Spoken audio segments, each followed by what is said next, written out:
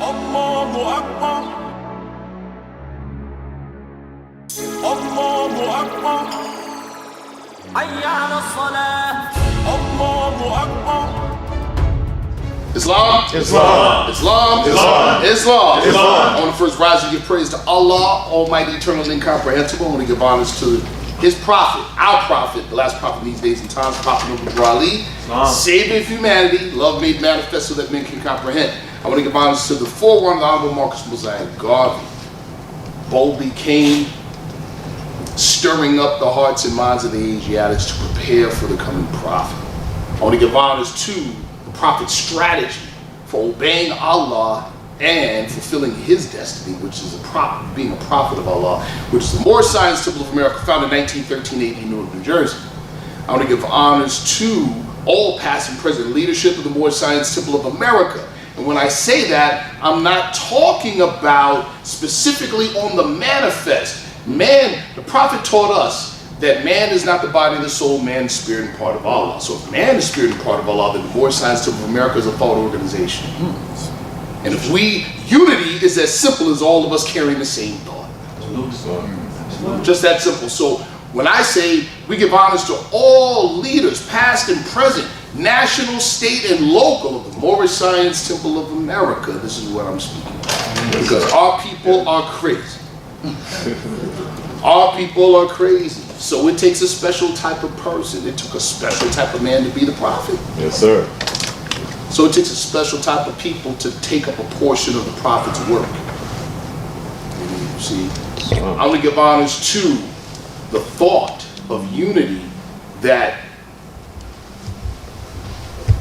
gave birth to the idea that we call Ali's men. I want to give honors to that though. And I want to give honors to everything that the prophet brought us for the uplifting of fallen humanity. I want to give honors to my wife, who's bugging me right now. She on me, brother. No, she on me. You better say this. You better say Islam. But very seriously, I just want to share something with you all really quick. She mentioned to me. She said, "Listen, you maximizing and fully coming into your destiny is contingent upon both of us working on that together." Islam. Right. It's real. Right. Both of us working on that together. If we're not working on it together, the synergy that brings forth, the striving for perfected man status isn't there. And both of our efforts now don't bear the fruit they should. So I give honors to my wife for being one of my teachers. Literally. Whew, man. So I want to give special honor also to the Nation of Islam. I want to give special honor to the Honorable Elijah Muhammad. I want to give honors to the representatives of that organization. One of the reasons, again, this is a personal thing for me. If it wasn't for the Nation of Islam and the Honorable Elijah Muhammad, I wouldn't have heard of Prophet Noble Ali and been brought to the Moorish community. This is a fact. That is the fact. So I give honors to that. I give honors to that.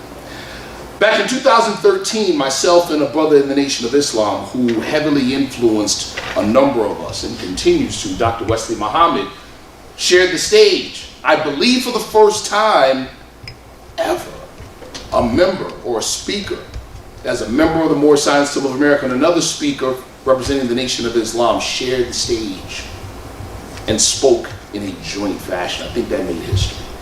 And the topic of the joint topic was called "The Sun Rises in the West." The sun rises in the West.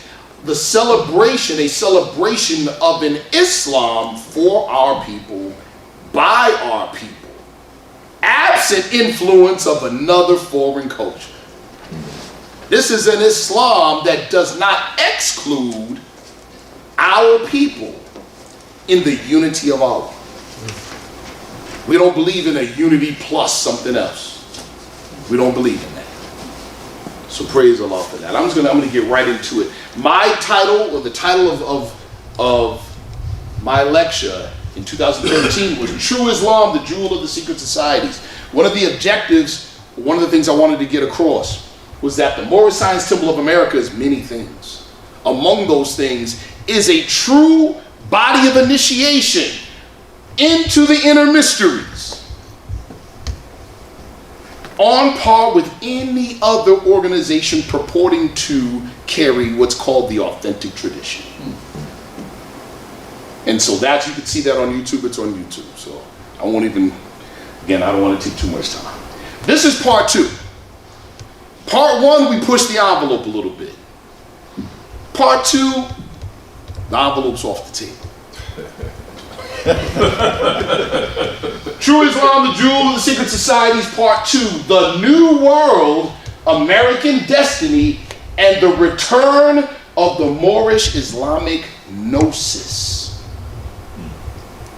Right? The Prophet teaches us in chapter 7, it says, the Holy Quran of the Moorish Science Temple of America, what is understanding? Understanding is the rock that man builds himself upon. It's the Gnosis. That's right. What do we mean by Gnosis? Gnosis is, to put it in a simple way, Gnosis is how the infant knows mom is pulling up in the driveway. He didn't have to go to school or read a book. Nobody had to whisper in his ear. He can't even get up out the crib to go outside and look. So how does he know? Gnosis is an inner knowing that is substantiated by outer experience. Show you something. The mere fact that we're in this room today is a result of this Gnosis. My leader, Brother R. Jones Bey, Grand Sheikh and Moderator of the Moorish Science Temple of America Incorporated, said something. It was very simple. He said, we don't worry about the numbers or the lack of numbers. Why? You're thrice blessed. Well, why are you thrice blessed? Think about it. How many of us have family members, friends, acquaintances that are very educated, very intelligent, in many cases more so than us, but cannot grasp the idea that man cannot be Negro, black, colored, etc. But you grasp it. But you do. And you can talk to them until they have a hole in their head and they still don't get it. That's Gnosis, brother. That's a choosing. That's what that is. We'll talk about that choosing a little bit later in a little more detail. The term archetype, who knows what that means? Who knows what that is? Praise Allah. Archetype's a pattern, but where does the pattern exist?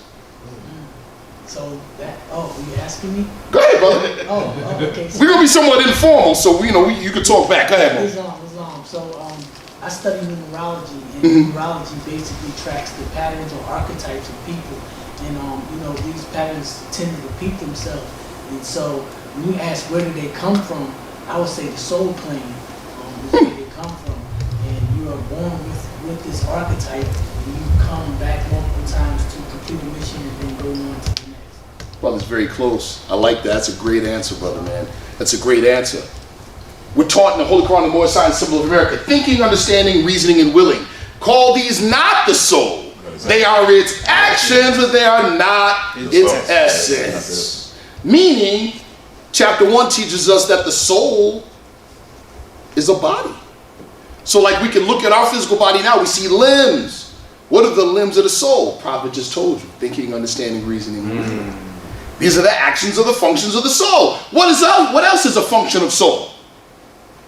Memory. Memory is a function of soul. Just to fast forward a little bit, what happened to us, Brother Tunica, truth is but one. Each one of the presenters touched on something that all of us are touching on, right? So the brother mentioned some of the uniqueness of what happened to us during slavery, during that period. One of the things that made it unique is that our identity was wiped. Well, the technical term for that, or a technical term for that, is called ethnocide. Do you know what ethnocide means, people? It means we kill your soul. We kill your soul and leave the body. What is that called by our Caribbean brothers? A zombie. That's what it's called. We kill your soul. Memory is a function of soul. We all know this. How many times have you seen the baby born not only looks like dad or mom, but acts just like him? Memory is carried genetically. And if it's carried genetically, where was it carried from, brother and sisters? It's carried from a previous incarnation. Islam. Just that simple. Just that simple. Gnosis, in this sense then, since it can be carried from generation to generation, this is the origin of the degenerate version of what we would call a caste system, like what we see in India.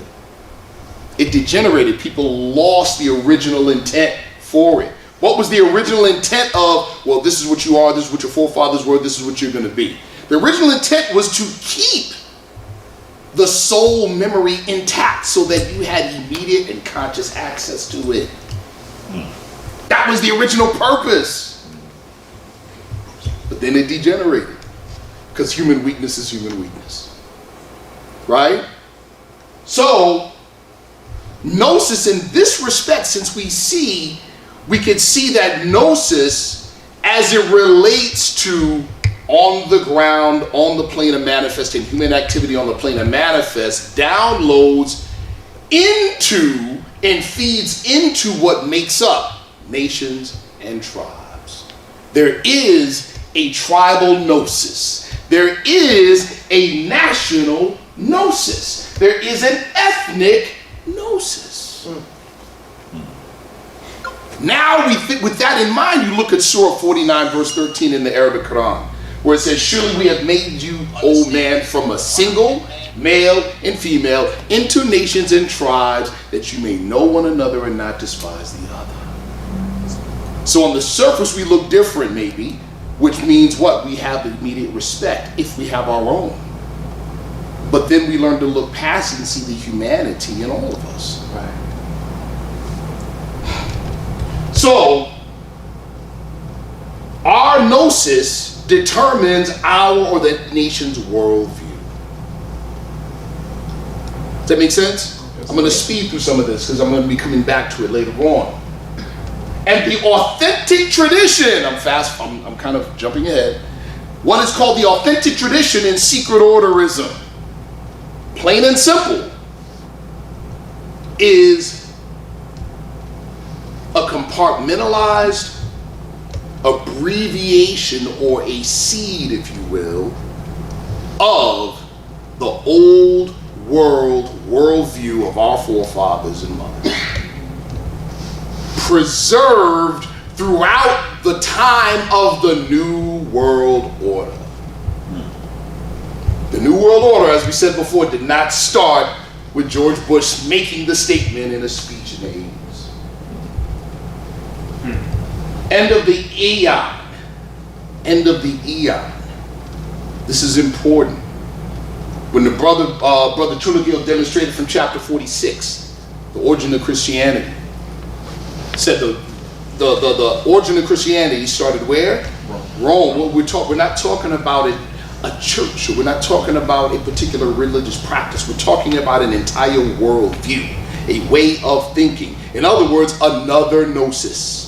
Another thought form.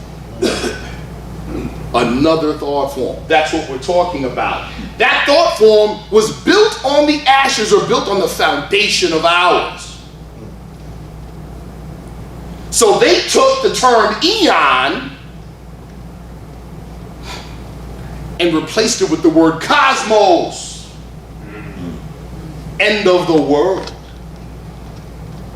End of the world, not end of the age. And then in reinterpreting on purpose or tricking up certain things in the book of Genesis, says the first three words. What are the first three words? Genesis, first chapter, first verse. There you go, in the beginning. You are messed up already. Come on. No, that was an initiation into, those 3 words were in a forced initiation into their mythos.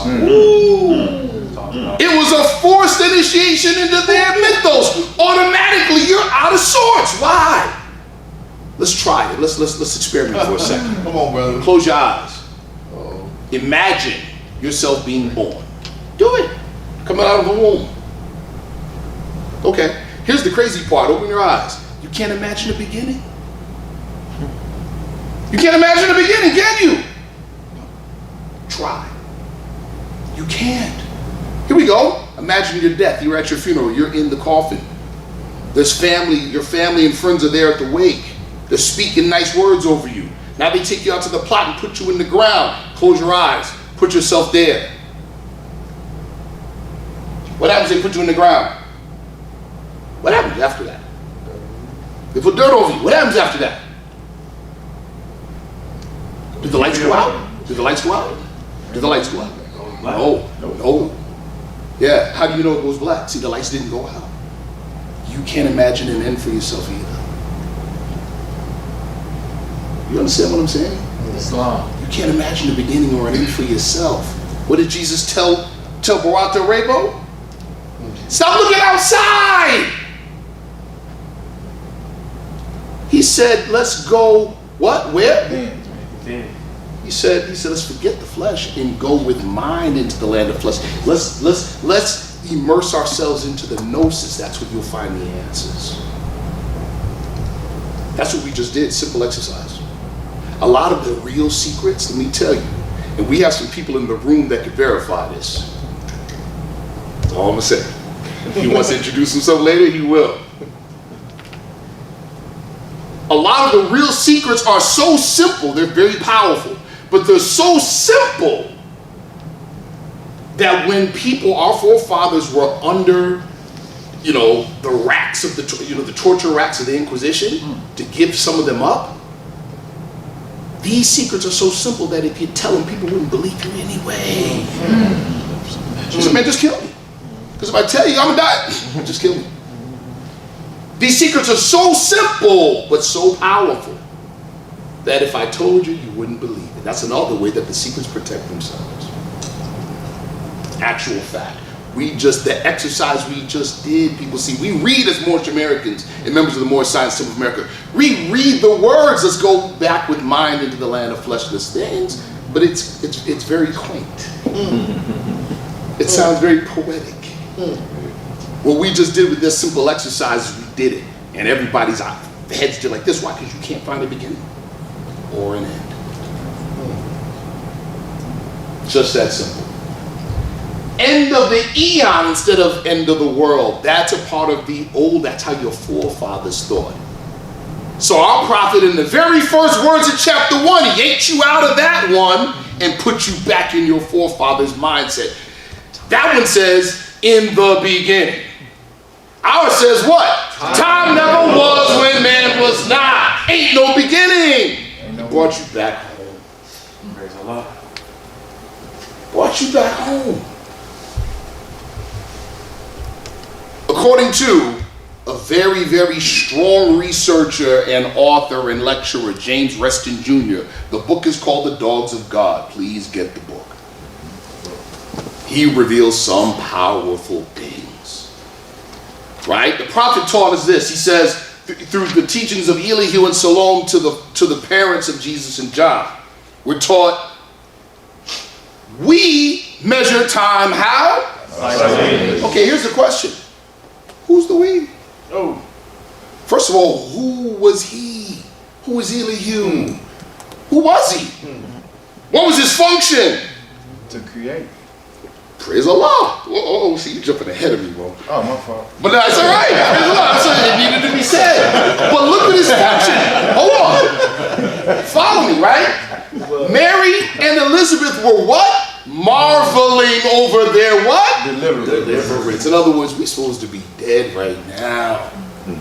They got a green light on our head and our children's head right now. We're not supposed to put yourself in that situation. I'm not going to make it out of this one. How many of y'all been in situations like that? All right. So you understand what it means to marvel at your deliverance, don't you? You know exactly what that feels like. I was supposed to make it out of this. So that's how they were feeling. But was Elihu the least bit surprised? Not at all. What did he say? It's not strange. In other words, we knew this was going to happen. Yeah. What beginning and end is on a circle, people? Uh-oh. Right. What'd you say about patterns, brother? All right, praise the Lord. So, but here's the thing. It says we measure time how? Okay, the we is who? The illumined. Not the profane. Not those who are uninitiated. Not those who don't know. That is who? The generality of men. We measure time by cycle ages. Meaning if you heard that, you part of what? The illumined. Congratulations. We measure time by cycle ages, and the gate to every age, redeem a milestone in the journey of the race. In other words, how do you measure time on a circle? There is a way. There's a gate on each one. Why is that important? Because we're in the manifest. If we was on the plane of spirit, it wouldn't matter at all. Right. But since we're on the manifest, to say the gate to every age redeem a milestone in the journey of the race does what? It takes into account that we are spirits on the plane of manifest. And what happens out there on the plane of spirit does impact here. Does that make sense? It's like a big wheel, a little tiny dot, and spokes connecting the dot to the big circle. Those spokes are the gates. So an event, any major event, especially a world-changing event, is a gate to an age. 1492, according to James Reston, was one of those. Why? Because all 5 of those things took place on that year. Do you understand? Man, listen. 1, the end of 781 years of Moorish Islamic rule in Spain and Europe. How long has this country been here? Okay. The end of the Reconquista. In other words, Europeans were fighting for a long time to get their land back. Do you know in 1477 what the talk was in Spain, in metropolitan Spain was? Do you know what it was? The showing up or the appearance of the Antichrist, a Jewish conspiracy, expecting the second coming of Jesus, and the end of the world. This is what they were discussing in 1477 Spain, brother and sisters. What does that sound like? How do we measure time today? What goes around? Comes around. This is what they were talking about. The very same things that are being talked about right now in America. They were talking about then. Do you know who they, the Europeans, claimed to be the second coming? The third point, formation of the first modern nation state. Anybody know how that happened? What was the first modern nation state? Spain. Spain. How did it happen? The marriage of Ferdinand and Isabella. One was the ruler of the kingdom of Castile. One was the ruler of Aragon. Came together, formed the first modern nation state. What was the purpose of them coming together to do so? To get us up out of here.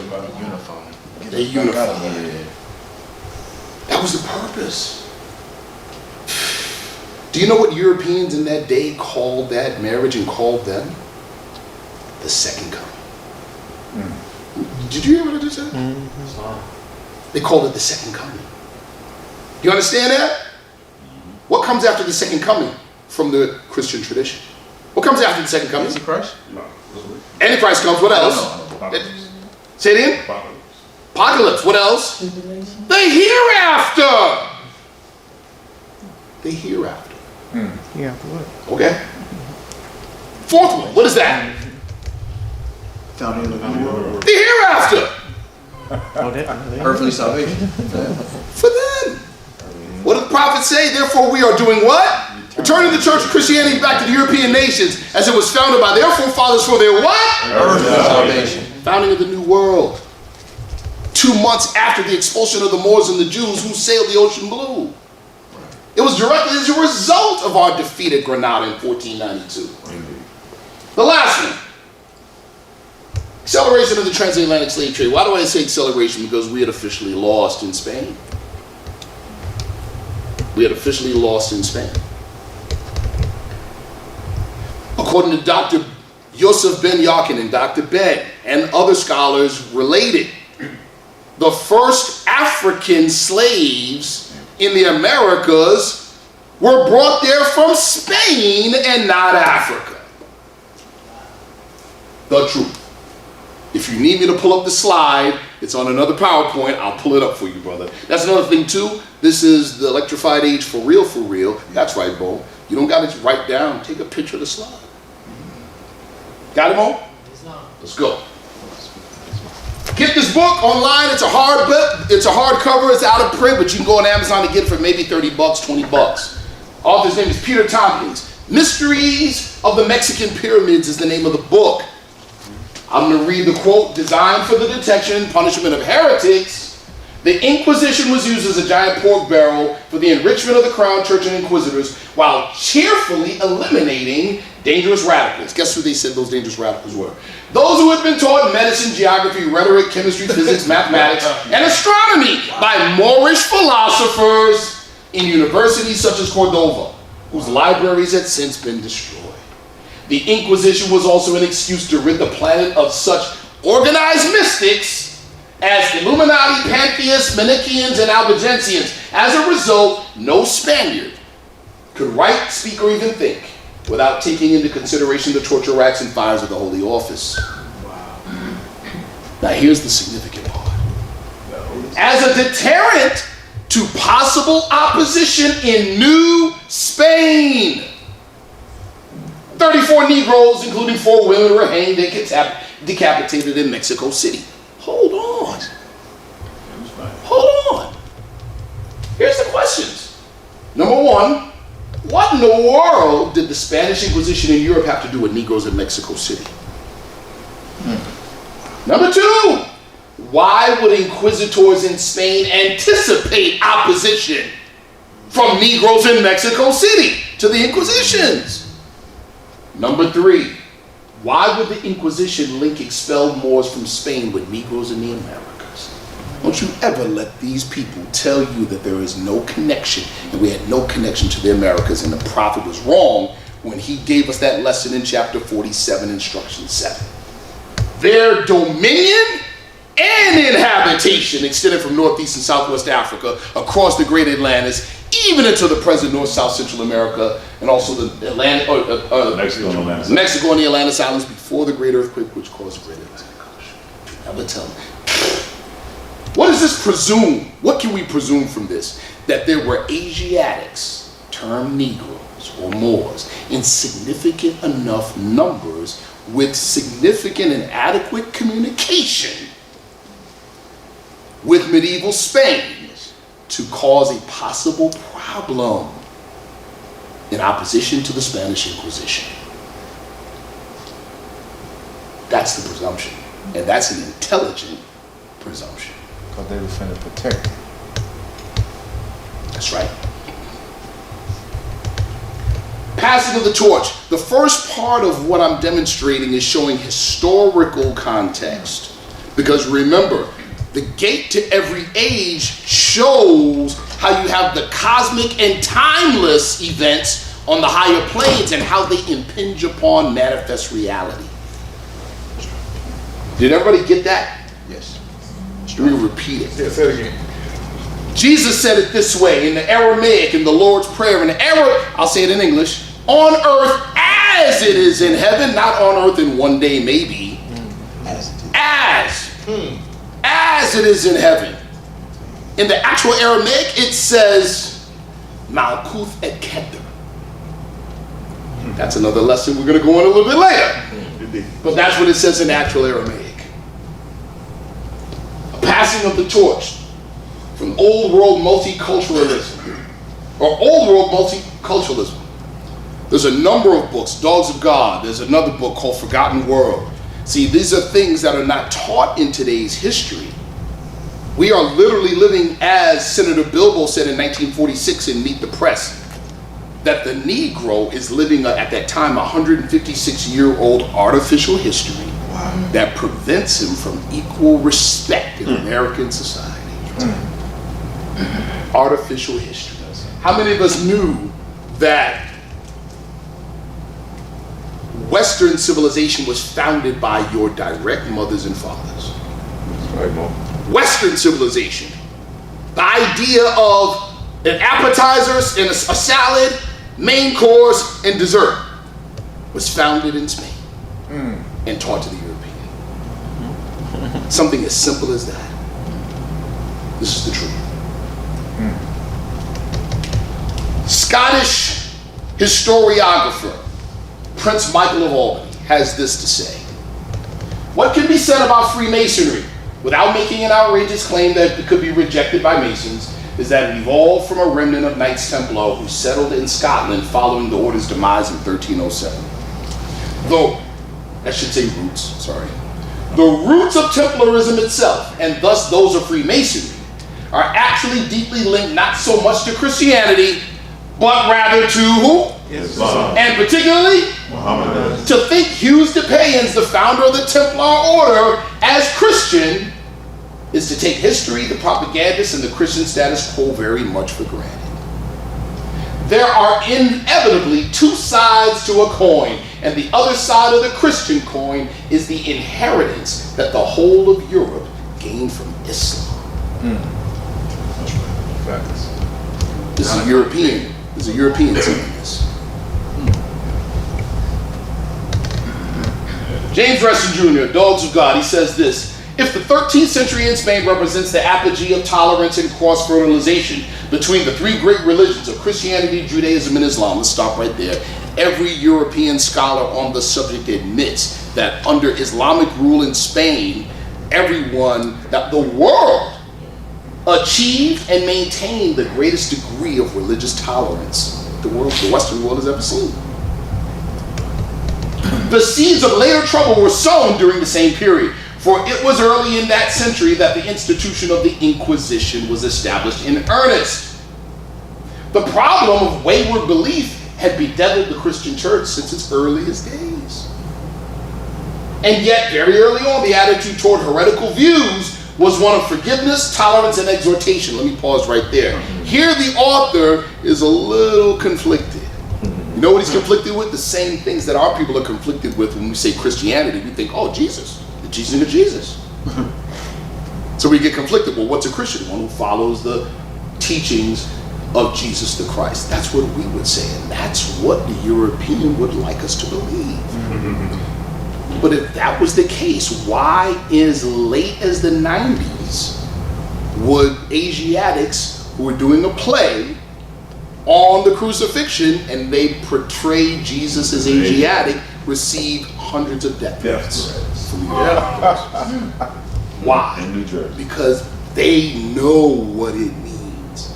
They understand what it is for them. It is a tool. It was a tool and a mechanism for socio-political and economic world dominance. The brother Webb-Bey demonstrated that in an exemplary fashion. In an exemplary fashion.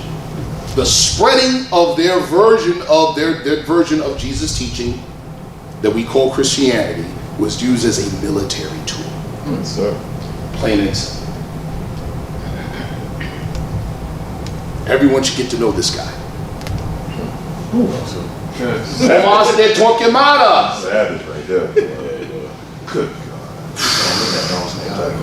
But see what this is what okay, let me pause for a quick second. How do we measure time, brother? Cycle age. Everybody, you measure time how? Cycle age. Another way to say cycle age is the word, say it, brother. Starts with a P. Pattern. Pattern. Pattern, Understand. Our organization is called the what? The Moorish Science Temple of America. What is our religion? Islam. Okay, so we teach religion. But the organization is called the Moorish Science Temple of America. There's a particular secret order that uses this phrase as their motto. The aim, the method of science, and the aim of religion. Sound familiar? Meaning, the presumption is what? You can analyze spiritual things in a scientific way. That's what it means. How do you do it? Here we go, real simple. Again, some of the most powerful secrets are very simple. They're right in front of you. Who can count by 5? 5, 10, 15, 20, 25, 30, 35, 40, 45, 50, okay. We can all do it, right? Yes. Can we see the 5? No. What do? We know the pattern of 5 by its effect on the other numbers. Let me repeat that. Yes. We perceive the pattern of 5 by its effect on the other numbers. The study of pattern, the study of archetype, is scientific spiritual study. Say it again. The study of patterns. Because patterns are intangible, but they make themselves known by impinging upon the tangible. Case in point, my son's mother used to have 2 cats, brother and sister. The sister cat was just a cat. The brother cat was trying to make the evolutionary jump.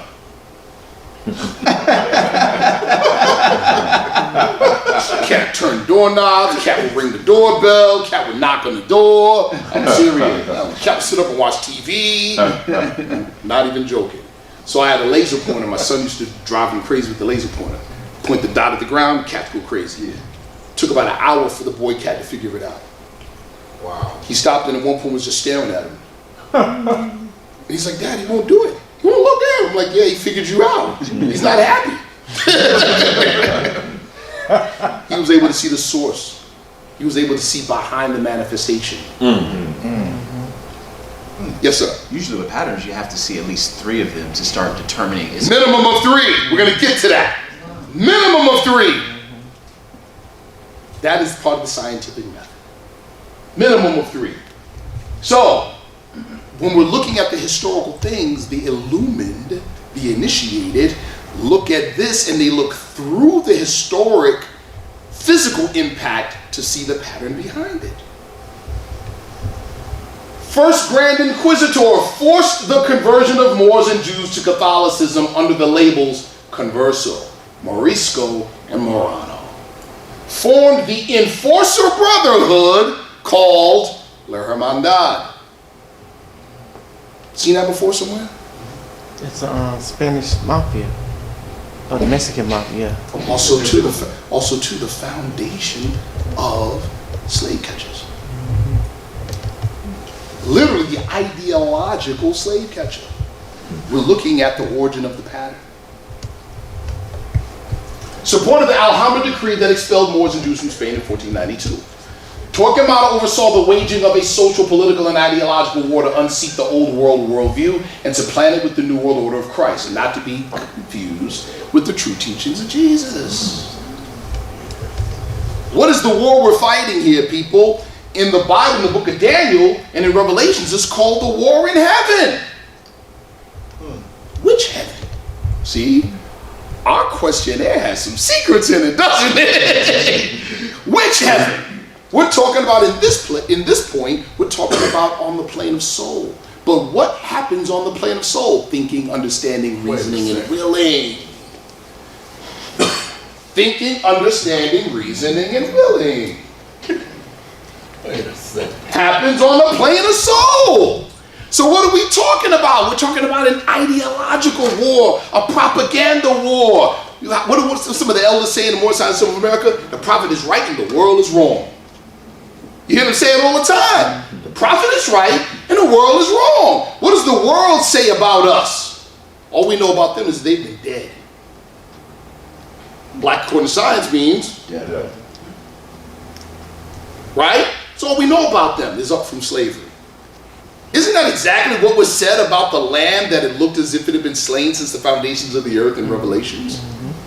That was in the throne room of Allah. Nobody else nobody else in that throne room, who were rulers, were qualified to take the book written within it on the backside, sealed with 7 seals, and crack the 7 seals. But the lamb that looked as if it had been slain since the foundations of the world was worthy. That's right, man. Sounds like black according to science means death to me. Sounds like the whole world says all we know about them is what? Dead. But the prophet said what? You see what I'm saying? This is an ideological war. This is the war we're up against. We're literally up against a worldview. That's right, man. We're up against a worldview, and the fight we're in is to change the narrative. This guy is a hero to those guys. What happened? This guy. He's a hero because he made that major sacrifice and put in that work to change the narrative the world went through. So did this guy. Quick review. The first, if you don't know anything about how our people, about the transatlantic slave trade, know this. Know this. Pope Eugene IV issued the Papal bull Eleus Coe, 1442. That is what sanctioned the Portuguese Order of Christ to begin slave raids on the west coast of Africa. He described it as a new crusade against the Moors. That's how he described it. So any of the naysayers, any of our super woke people talking about, I ain't no more, are you descendant of slaves? That's the foundation of the whole entire African slave trade. A crusade against the Moors. Said by the Pope himself.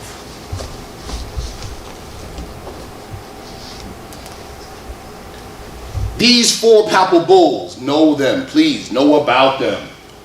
The first one, initiated African transatlantic slave trade as a new crusade against the Moors, allowed for the enslavement of all non-Christian people. Dum Diversus ordered that Moorish captives be subjected to perpetual servitude. That's denationalization. Romanus Pontifex sanctioned the seizure of land on the African coast under the influence of the Moroccan Empire for the Church and the Crown. And then Inter Caetera followed up on that. It included the lands in the Americas.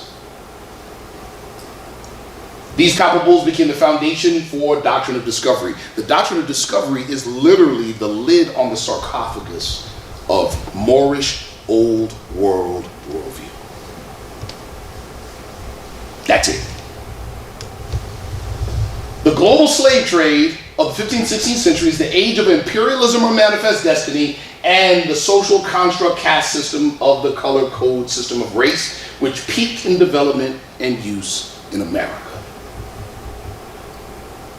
Beginning with the Christianized Spanish and Portuguese nations, doctrine of discovery was later adopted by France and England after the defeat of the Spanish Armada to further their colonial efforts. Oh, I think I cut off. Well, doesn't matter, I got it up here. Now remember, now watch this. Why was France and England able to adopt doctrine of discovery and adopt all of these papal bulls when they weren't Spain, they weren't Portugal? How were they able to do it? Anybody know? Here's the answer, people, real quick. These papal bulls were written by the Pope. So any Christian nation could adopt them. Any Christian nation could claim them. In 1793, guess who claimed it? Thomas Jefferson. Declared it to be international law. But this set up a real interesting dynamic here in America.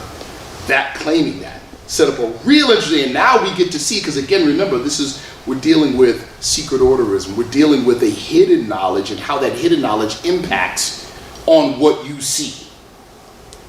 In the game of football, the play is only secret in the huddle. When they run the play, everybody sees it. Yeah. But it's definitely an advantage when you know what the play is in the huddle before See you him running shotgun, you know. Yes, sir. Been studying things. Get this book. A Secret Society History of the Civil War.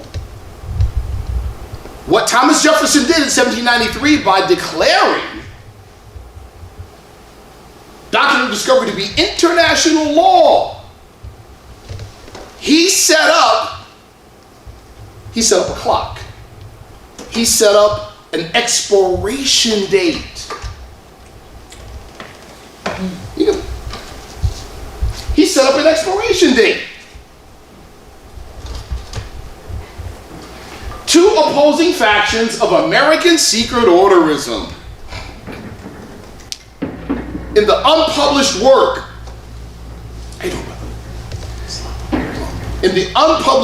of ANAEL-BEY, sometimes certain things that are very sensitive have to be said in a very childlike manner. In ANAEL-BEY's unpublished work, he mentions federal Masons and states Masons. Federal Masons and States Masons? Yes. Yes. I preface that with saying this. Sometimes to reveal a thing that's of a very sensitive nature, you kind of say it in a childlike way. What he did when he declared Doctrine of Discovery to be international law is set the ideological ground floor for these two opposing ideals in American society. Here's my question to all of you, because if you're members of the Moorish Science Symbol of America, then you have a basic understanding of Americanism. Is the United States of America in any shape, form, or fashion founded upon the Christian faith? No, not at all. Not, say it again. Not at all. Let me ask the question again. Is the United States of America in any shape, form, or fashion founded upon the Christian religion? No. Absolutely not. Emphatically no. So how in the world could Doctrine of Discovery be claimed? And why would it be claimed? Why, people? I want to hear back now. Blue states. Oh, yeah, that's true, but why? Why? Why? Do I need to go back a few slides? Can I kind of refresh your memory on what people lived and ruled here before the regime change? Because we were already there. More compromise. Europeans needed a reason to be here even after winning the Revolutionary War. Yes, sir. It also depends on how you define Christianity. Uh-oh. That's right. But they still needed a reason to be here. You all follow me? Sure, follow me. Yes, sir. All right. That said, remember, when a play is in the huddle, you don't see it. But when the play is run, you all should be fairly familiar with these two ideologies in American society. This is what was meant by federal Masons and states' right Masons. Why did we use the term Masons? Because remember, Freemasonry politically was against the Catholic Church. Against it. But just because it was against the Catholic Church, you can't make the presumption that all of them were pro-Moorish old world worldview. Sure. Hence, States versus federal. Interesting. see how that works? Who's on this side? Here's a better question. What people in today's society, in today's American society, in the Trump administration, here's my hint, adopts that side? Republicans, middle Certainly. Americans. The alternative right. Come on, let's go. Alternative right. Evangelicals. Yeah. Okay. Yeah. What was that born from? What was it born from, people? I'm gonna stretch you now. Let's work. Let's exercise our 5 senses. This ideology on the right side, no pun intended, that ideology on the right side, what was it born from? Remember, how do we measure time, people? Psychology. Okay, this is exercise. What was that born from? Let's look at it. Say it again, brother. Spanish Inquisition. The Inquisitions. What were the Inquisitions for, people? Rid the Lord. Expel no more and all heretics. Yeah, that works. So now you know what you're looking at today. Now you know what you are looking at today. We measure time how again? Recognize the pattern, people. Recognize the pattern. Of course, you see the bottom ones? Republican leaning, Democratic leaning until the 1960s. Because again, remember, it's not that easy. It's not that easy. We can't just say, oh, Ronald Wilson Reagan, 6 letters in all 3 names, 666, he was the beat. No. No. It ain't that simple. We have to be able to recognize the intangible through the effect on the tangible. Right? So we are not demonizing one political party over another political party. Those are vehicles. You hit me with your car, I'm not kicking the car, I'm looking in the windshield.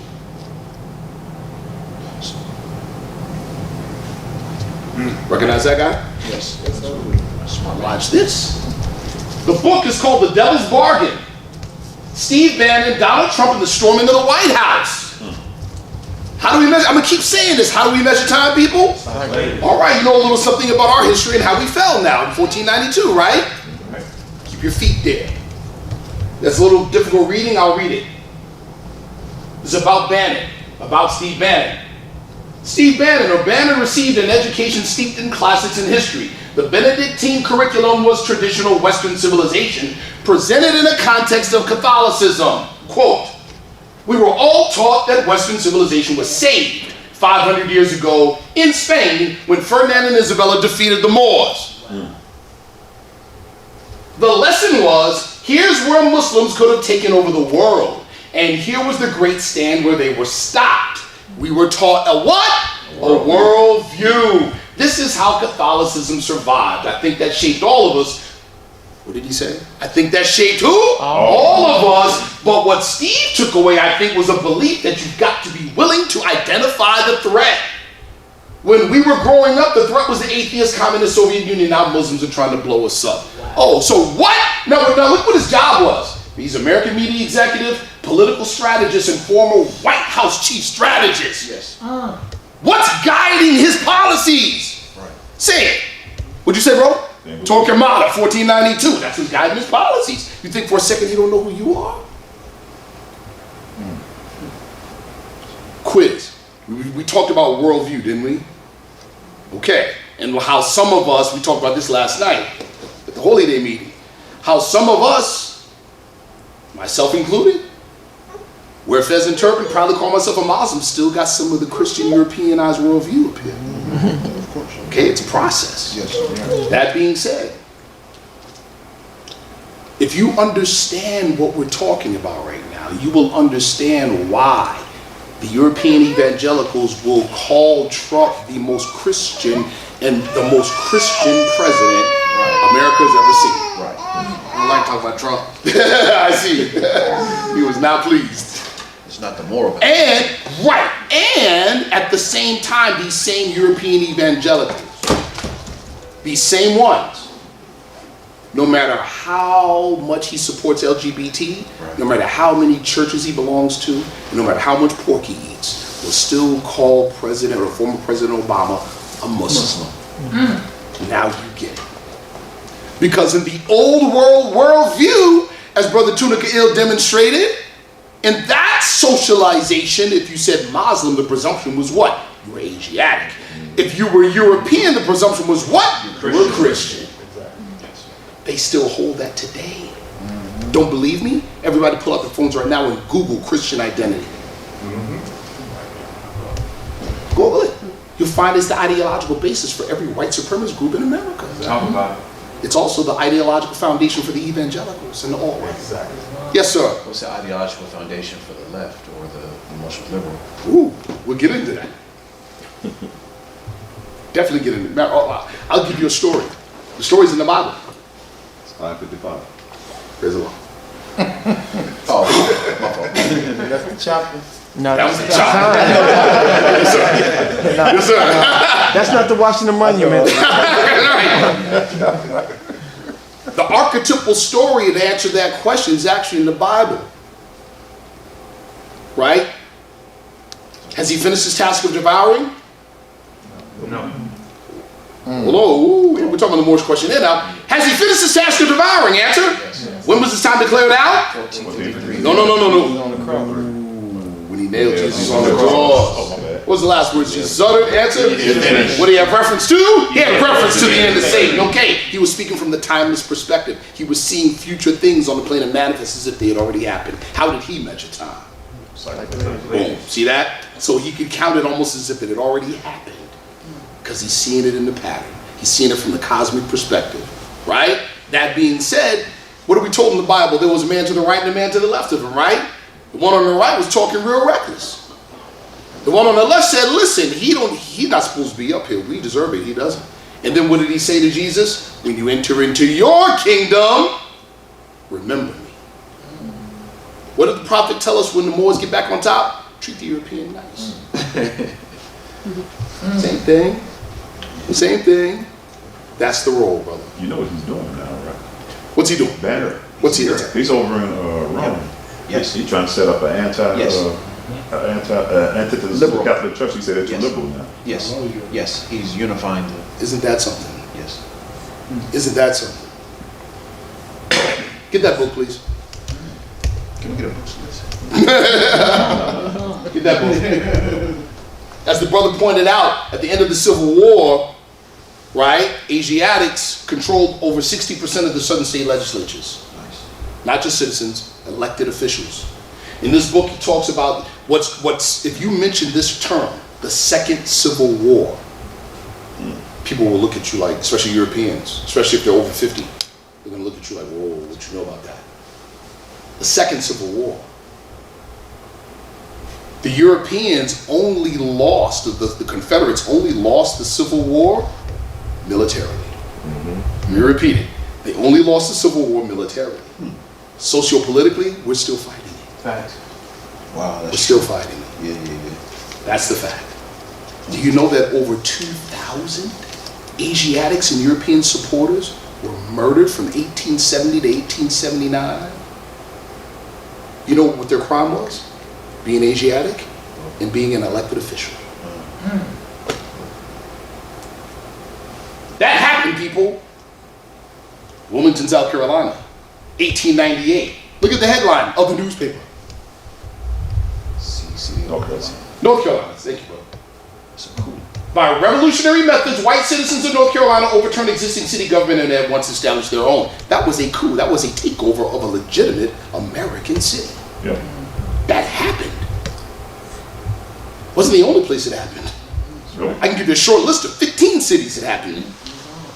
Atlanta was one of them. Atlanta was one of them. All right, so that was historical context. Now we want to start talking about what the old world worldview is. There's a reason. Old time religion, right? What is our religion? Answer. Is that the new or the old time religion? Old time. What does old time religion mean? It means an old worldview, how we see our relationship to our Creator. We have to put that mind back on. The Moorish Science Temple of America, in that sense, is an initiatory body because it carries, I'm going ahead of myself, 5 minutes, less than 5 minutes. It is a repository of the old world Moorish Gnosis. The organization is a thought organization. It's not just enough to have some piece of literature walking around. You have to live the life amongst each other in order to immerse yourself back into the Gnosis. Heaven, earth, and hell are not above, around, and below, but where? Then. That is paradigm shifting. That is paradigm shifting. Imagine 50 of us that truly believe that and live together. Black Wall Street would be a foregone conclusion. Gnostic ideology. Why do I say Gnostic? Gnosis. There you go. But there was a particular tradition that that became Christianized. And even they got persecuted. Because why? They were carrying our worldview. And they veiled it thinly with Christianity. They thinly veiled it with Christianity and they got persecuted too. Hypnotize? Monad, these are terms for you to look at and ponder and research. But the one in particular that I want you to look at is the one archons. I want you to look at that real close. The G. Pythagoras said this. God forever geometrizes. What does that mean? That is the real understanding of John 3:16 in the Bible. For God so loved the world, he gave his only begotten son. That's the real understanding. What does it mean for God to love the world? It meant Allah has a connection to his creation. So much so, he has a representative inside it. That's what it means. That's what it means. God forever geometrized, meaning Allah forever makes himself known inside his creation. Forever meaning what? Genesis is happening every second of the day. That's what it means. Chapter 11, Holy Quran and More Science, Symbol of America, one of my favorite chapters ever. What is that right there in that picture? Oh, yeah, when you read chapter 11, it is a description of that. From Allah's own record book, we read, the Triune Allah breathed forth, and 7 spirits stood before his face. That's what you're looking at. Now, why do we see Triune Allah? Who said something about a triangle? Who knows the difference between Allah the One and Allah the Three? One is of the essence, one is of the existence. The two different type of triangles. See, now he told on himself. Here we go. Oneness, we say, Kuhu Allahu Ahad. Allah is one. That's mathematical. Not one God. One. Meaning beyond duality, beyond thingness. Where does Allah travel? Allah's omnipotent. He don't travel nowhere. He's already there. It's already there. That's right. Think about that. Where's there to move? Allah is all. That's right, man. But we can't conceive that. You know why it says finite minds cannot comprehend things infinite? You know why? It's because on the plane of manifest, how do we draw in information? Through our 5 senses. Our 5 senses operate how? On duality. You need opposites for your 5 senses to work. Outside of duality, your 5 senses fall apart. Doesn't mean we don't experience unity. You just can't say it. That's the real secrets. It's not that we vow not to take oaths, not to carve, print, impress, ... secrets. It's impossible to speak on. Want to try me? Mathematics is universal language, am I right? Everything speaks the language of numbers, right? Tell me what the number 5 means right now. I'll wait. Freedom. You sure? Islam. You sure? Islam. Where'd you learn that? Studying numerology. Studying numbers. Yeah, some people say it means power refinement. Some people say it means other things. Unevenness. Right. Tell me what 5 means. How many of you are Spanish speakers? Who speaks Spanish? Come on now. You speak some Spanish? What would we call that right there?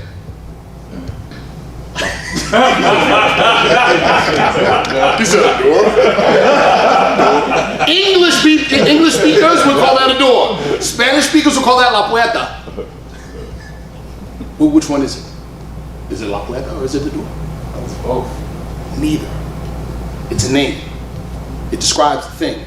It directs us to the thing. The name is not the thing. Show you how the prophet taught us that. Show you how the prophet taught us that. To whom do we refer to at times as being the great God? Answer? Allah. Why didn't he just say, who's the God? Why didn't he just say that? He said, to whom do we refer to? Because you can't name him. What did the prophet teach us? Man's what is his God? Ideals. If man's ideal is his God, that means our gods are creation of our own minds. Allah's beyond that. Facts. Allah's beyond that. If he's almighty, eternal, and incomprehensible, that means he's beyond your thinking. I'm not denying that there are other gods. There definitely are. But what are they? Made of air and clothed with the shadow of a thought. There you go. That's what they are. They're the product of man himself. I'm not saying they're bad or good, but they're the product of man himself. Okay? Allah the One, beyond thingness. The declaration of faith in the Arabic language, Ashhadu la ilaha illallah. The mistranslation is that there's no God but Allah. That's not what it means. The proper translation is there is no God. There is only Allah. That's what it really means. Causeless cause. Then there's Allah the Three. How many of you can tell me what creative fate is?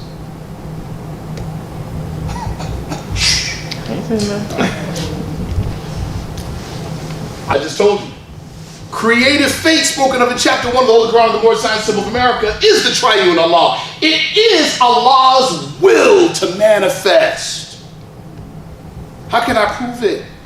According to Pythagoras, who learned in ancient Kemet, geometry, we can prove it very simply, right? How many lines does it take to create an enclosed structure minimum? 3. Universal Allah is what?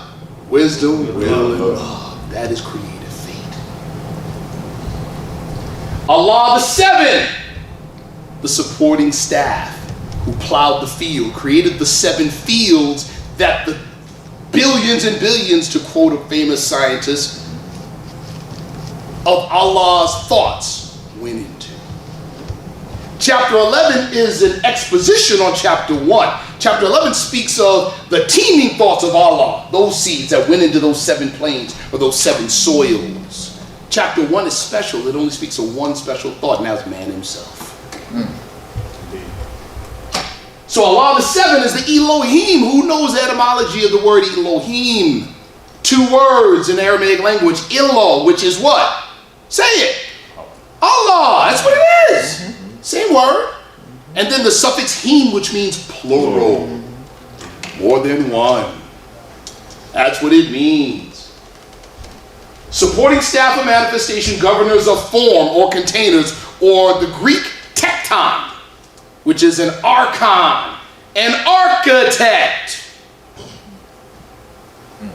And then Allah, ... I'm not going to say any more about that. Mathematical formula for divine plurality within monotheism. How can we talk about different gods but still say we are Muslims and monotheists? Question of the century. We can break it down very simply so that our minds can understand it mathematically. The identity property of addition states that the sum of 0 and any number or variable is the number of or variable itself, or 1 plus 1 plus 1 equals 3. That is the basic understanding of the average Christian in the West. Which is why the average Muslim in the West, who doesn't understand it either, calls them polytheists instead of monotheists. They have made God the Father, God the Son, and God the Holy Ghost 3 different gods. Both sides are thinking wrong. Indicative of linear finite thinking causes the intellect and the intuition to clash. The heart and the mind fight each other. Just like when you hear the words in the beginning, automatically, heart and mind start fighting. Automatically. Proper way of thinking. Identity property of multiplication. States that the product of 1 and any number or variable is that number or variable itself. Or 1 times 1 times 1 equals 1. Ooh. Indicative of Islamic thought. Satisfies both the intellect and the intuition. Brings about a state of what? Peace. Brings about a state of peace. Man, I wouldn't do that. Okay. Almost got more. The immediate future. I'm speeding through a lot of stuff. We could go on. Speeding through a lot of stuff. The end of time and the fulfillment of prophecies. What do we got? Nation of Islam says this. Honorable Elijah Muhammad wrote in his book, Our Savior Has Arrived. There are 2 gods on the scene. There are 2 gods on the scene. There are 2 gods on the scene. Man's, what is his God? What are the 2 ideals on the scene? 1, you're a Negro. What's the other one? The prophet brought it. Man is not the body of the soul, man, spirit, and part of Allah. You are not Negro, black, and colored, and people can't be those things. 2 ideas on the scene. Why is that so interesting? The prophet said the time has come when every nation must worship under its own vine and fig tree, and every tongue must confess its own. Do you understand what that is? Both brothers demonstrated that the whole color code system of racism is the ideological foundation of America itself. So what's the prophet saying when he says the time has come when every nation must worship under its own vine and fig tree? Saying that America has to follow these principles that we're talking about right now and get rid of whiteness. And Asiatics have to get rid of, and I'm not talking about in names specifically, I'm talking about the principles. We got to let them go. If not, see, because the thing is that they're on their way out no matter what anyway. But if we want to cling to them, you know how that works. We're all children, and hopefully we had good parents, so you know there were penalties if you did a certain thing. No matter how tempting it was, and guess what we almost all of us did? We tried it. Right? And then we realized afterwards, you know what? It really wasn't worth it. It wasn't worth it. Two gods on the scene. How many are familiar with Jared Taylor? Look him up. Jared Taylor is a very prolific white nationalist writer and organizer. How many of you saw them on Vice? A couple years ago, he was on Vice. And it was the Korean guy that was interviewing him. Man, he just laid it out. He laid it out. He said, how did the Korean guy was talking about this whole racism thing? You think you're racially superior? He's like, yeah, we are. He goes, yeah, it caused a lot of people to die, non-European or non-European peoples to die. Yes, because we're more superior. And then he said, yeah, but you voted for Trump. And the Korean guy thought he had him. He said, but you voted for Trump. You talk about this intelligence and this superiority thing, but you voted for Trump. So he thought he had it. Jared Taylor kind of laughed and put his head down and said, yeah, well, you know, that's a totally different thing. He said, no. You said you voted for Trump. You voted for Trump. But you're talking this superiority and this higher intelligence thing. How? This is what he said. He said, I voted for Trump for one reason and one reason only. I'm quoting him. His policies, if implemented, will slow the dispossession of whites in America. Yep. That's what he said. They know exactly what they're looking at, people. They're looking at right now, Europeans are looking at right now what our forefathers were looking at in 1477 and in 1492. The end of our world. The end of an eon. That's what they're looking at, and they know it. So they're taking it for the team. They consider themselves heroes. Did you read it? Please go online and read the manifesto of the New Zealand shooter. Please read it. If you're a Moorish American Muslim, you will get goosebumps when you read it. Because it will verify everything I've said today. He will tell you why he's doing what he's doing. Normalizing, mainstreaming, and celebrating of Euro nationalism within American society, attempting to extend the time of the illusion. The awakening and, but here's the other part. The awakening and injecting of the old world worldview into modern society. Hitting the reset button on Western civilization. Do you understand the impact or the significance of Muslims in a room with the American flag? Is that normal? Is that considered normal? What are we doing? You want to know what we're doing? We're redefining Americanism.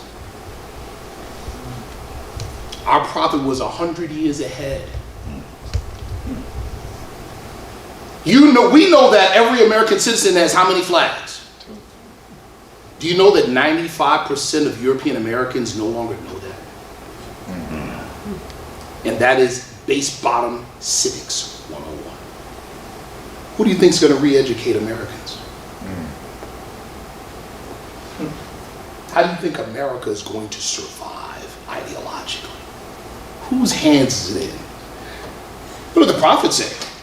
The key of civilization was and is in the hands of the Asiatic nations. Moorish Americans and the redefining of Americanism. That is what we are doing. We are not here to fight the European. We're here to be standing tall when the smoke clears, and we're the only game in town.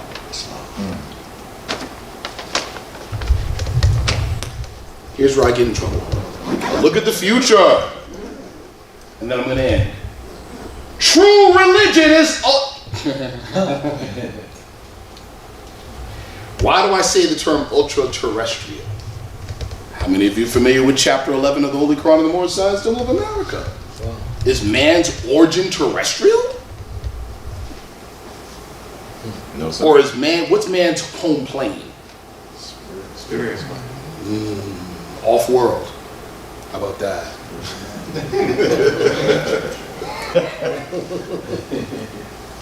Off-world. What I'm showing here, correct me if I'm wrong and verify, brother. What I'm showing you here, I'm not even going to talk about it. If you want to take a picture of it, take a picture of it. What I'm showing you here is one of the core secrets of true secret orderism.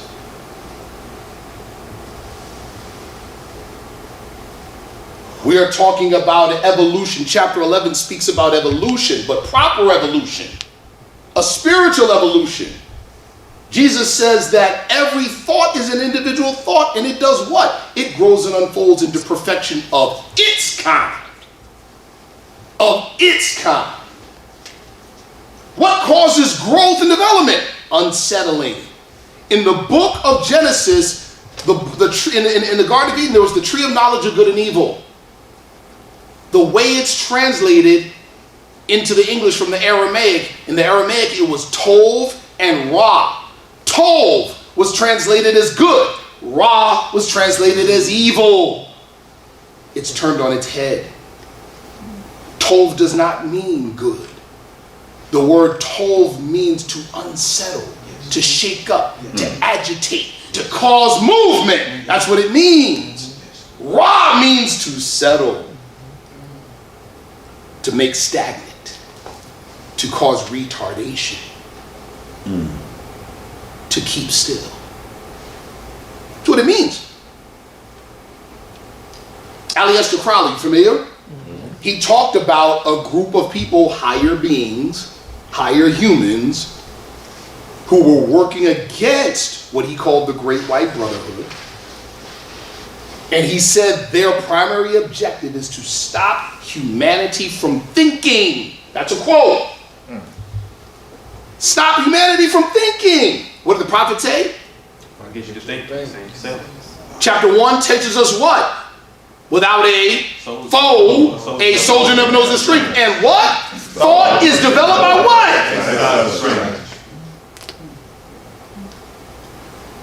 This organization is to get us to think. If we are advocates of making ourselves think and others think, we are, according to the language used in secret orderism, we are now on the side of, or have established what's called a magical or occult link with that group of advanced humanity. If we are, man, I'm just going to be comfortable, man, just chill, man, you guys are too right, then who are we working for?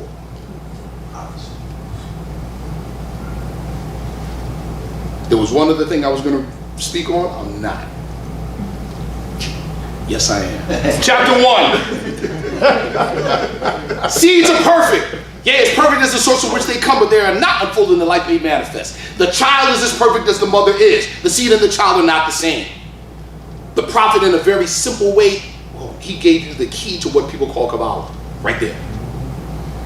The cosmic dynamism of the primary duality. The Ouroboros, so the snake eating itself. He gave it to you right there. What is the purpose of a seed? And the seed that came forth from the heart of Allah, grow and unfold what? Exponentially and infinitely.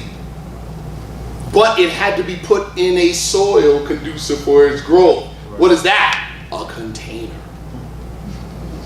What is the purpose of the seed? What is the purpose of the container? Provide the environment for the seed to grow. What's the purpose of the seed? Outgrow the container. Yep. What do you have? The primary duality.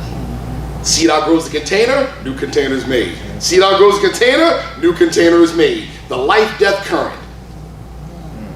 That's what you have. The binary system. The 1 and the 0. That's what you have. That's what you have. Tell me if I'm saying too much, brother. Anyway, That's what you have, and it's right there in chapter 1. Is Allah, is man above the angels or below? Above. But he was made what? Physical part of man was made what? Below them. Right? What are the Elohim? Based on what you know now. Governors of form. Makers and maintainers of containers. What is man's objective? To be free from the containers. To rise above. Right? What is the work of masterminds? To restore man's lost esteem. The bodies and souls of men are what? Finite things, and they will change. Yea, from the carnal point of view, the time will come when they will be no more. We're in a school of initiation, which means our evolution is supposed to be accelerated. The prophet taught us that this is going to happen for humanity no matter what. But we're supposed to lead the pack. We are to lead the pack.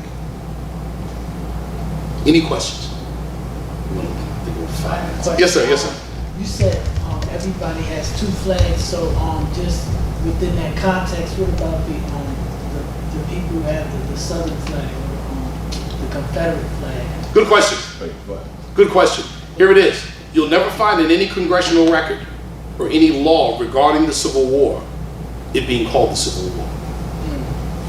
You got some of us that believe, oh, well, you know, we're still in a state of emergency because there was never a there was never a treaty signed to end war, because that's how wars are traditionally ended, right? But you know why there wasn't no treaty signed, brother? It's because the Congress is incapable of recognizing the Confederacy as an independent nation. It calls it in the records and in the law the rebellion. It's not an official war, so it doesn't recognize the Confederate flag. That's the fact. Any other questions? Why you got bioenergetics, transcendentalism? Did you say anything about that? I'll say this. How many of us have cell phones? How many of us, let's be honest, have experienced telepathy? Why do you need a cell phone? I don't know how to do it fully trained. Right. So if you need a cell phone and you totally disbelieve in the skill of telepathy, who are you subject to? Which one of these are you subject to? See that? Containers are advancing too. Body medicine. Oh, think about those are realities. They're just not publicly made public yet. Am I right, brother? Oh, that's real. Body banks are a reality. You understand what that means by body bank? What's that movie, Altered Carbon? There you go. One morning you get up and instead of putting on a new suit, you put on a new body.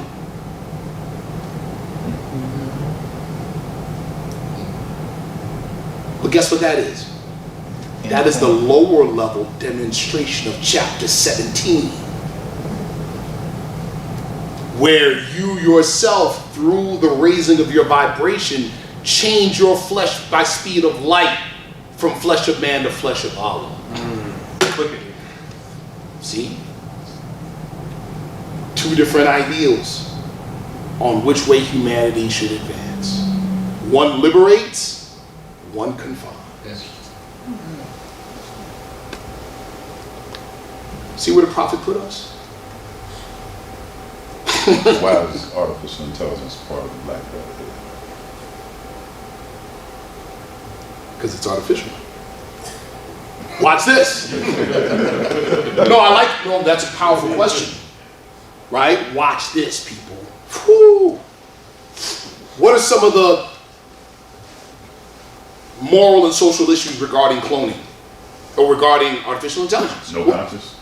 Oh, what else? No spirit. Oh, what else? No soul. What else? People can live forever. All kinds of other things involved with artificial intelligence, right? But you got 2 sides. People saying we need to do this. What will artificial intelligence eventually do? You ready? Possibly. But what does it do for a fact? you're literally creating a life form, but it's not carbon-based. Genesis 1st chapter 26 verse. What does it say? Let us. Isn't that the same argument? Surah 2 verse 34. Allah says to the angels, I'm going to create Khalifa in the earth, generation after generation. What do the angels say? Man, listen, that thing ain't got no conscience. Man, listen, that same conversation. That's us acting as Elohim, bro. The mere fact that we can talk about it shows humanity advancing exactly the way our Holy Quran, More Science Temple of America says.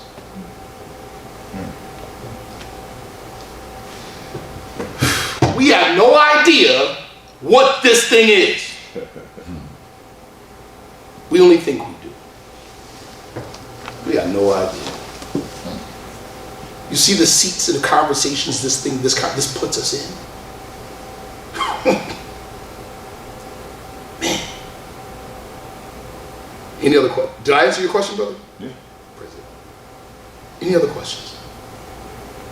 Thank you all very much for listening. There's so much more we could have covered, but I think that's sufficient. I got my contact interface. Say it again, brother? Ancestor contact interface. That's the last one. You didn't say anything about that one. Wow. I'm glad you said that. You know about that. What is the everlasting gospel? Answer, it is a saving power that comes from Allah. Through how? Through our ancient fathers. That is a technology, people. How do we measure time? Is that the more proper way, or is linear the more proper way? Well, if the cycle is the more proper way, listen, if the cycle is the more proper way, is it possible that we can have and maintain contact with our ancestors? Yes. Real conscious contact with our ancestors? That's a technology, people. True religion is off-world technology. True religion is off-world technology. That's what it is. That's what it is. The people that study study UFO phenomena, they call themselves ufologists. Ever since the early 90s, what has come out is that if you're a true ufologist, you understand the link between ufology, or the UFO phenomenon, and secret orderism. And you have realized that there have been a group of people since the beginning of time that have always had contact and communication and interface with the phenomena called off-world technology. Always. Always. That's the fact. So, ancestor contact and interface. How is that achieved? Ritual. Ritual is a spaceship. Let me say it again. Ritual is a spaceship. But not just a spaceship, it's a time spaceship. Because remember, 3 dimensions of space, 1 dimension of time. 3 dimensions of space, 1 dimension of time. On the plane of manifest, that's what it is. 1 dimension of time. So what does that mean? These 2 fingers cannot occupy the same space at the same what? Time. But at a different time, they can do that all day long. But not the same time. 3 dimensions of space, 1 dimension of time.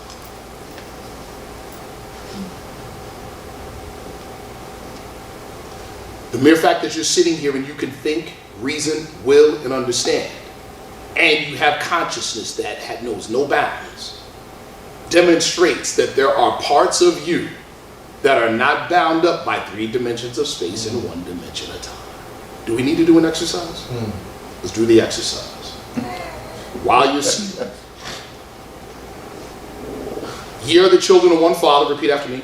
Ye are the children of one Father, Provided for by His care. provided for by His care, And the breast of one mother and the breast of one mother have given you suck. have given you suck. Let the bonds of affection, The bonds of affection, therefore, therefore, unite thee with thy brothers, unite thee with our brothers, that peace and happiness that peace and may happiness dwell in our Father's house. may dwell in our Father's And house. when you separate in the world, When we separate in the world, remember the relation remember the relation that bindeth you that bindeth you to love and unity, to love and unity, and prefer not a stranger for not a stranger, before thine own blood. for thy own blood. If thy brother's in adversity, brothers in adversity, assist them. assist If thy sister's in trouble, thy sisters in trouble, forsake her not. forsake her not. So shall the fortunes of thy father So shall the fortunes of thy father contribute to the support contribute to the of support his whole race his whole race and his care, and his care. and continue to you all and continue to do all in your love in your love for each other. for each other. Okay, we all heard ourselves. There's a difference between hearing and listening. Listening means that your intent goes out. Hearing means you stay inside your body and you let the sound come to your ear. Same thing with our eyes. Same thing with the voice. Right? Okay. Now, in your head, repeat after me. In your head, ye are the children of one Father, provided for by his care, and the breast of one mother has given you suck. Let the bonds of affection, therefore, unite thee with thy brothers, that peace and happiness may dwell in our Father's house. And when you separate in the world, remember the relation that bindeth you to love and unity, and prefer not a stranger before thine own blood. If thy brother's in adversity, assist him. If thy sister's in trouble, forsake her not. So shall the fortunes of thy father contribute to the support of his whole race, and his care be continued to you all for your love for each other.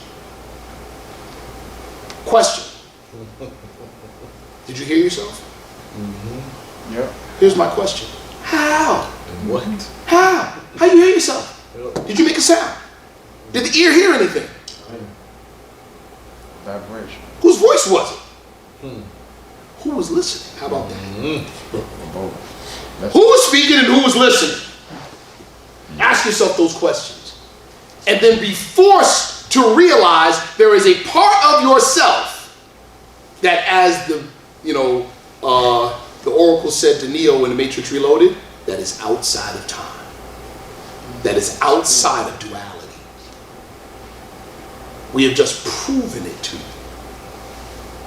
There is a part of you that is non-physical. What did the prophet teach us in Know Thyself? Right? The body remains perfect after it's fled. Right? Think about that. That is the true reality. This is the illusion. What you demonstrated in that simple exercise and then just contemplation is exercising your spiritual self. That's right. That is an exercise, people. Do it often. Because it reminds you in a very real way that man is not the body or the soul. Man is spirit and part. Yes, sir. On that note. Thank you very much. Peace.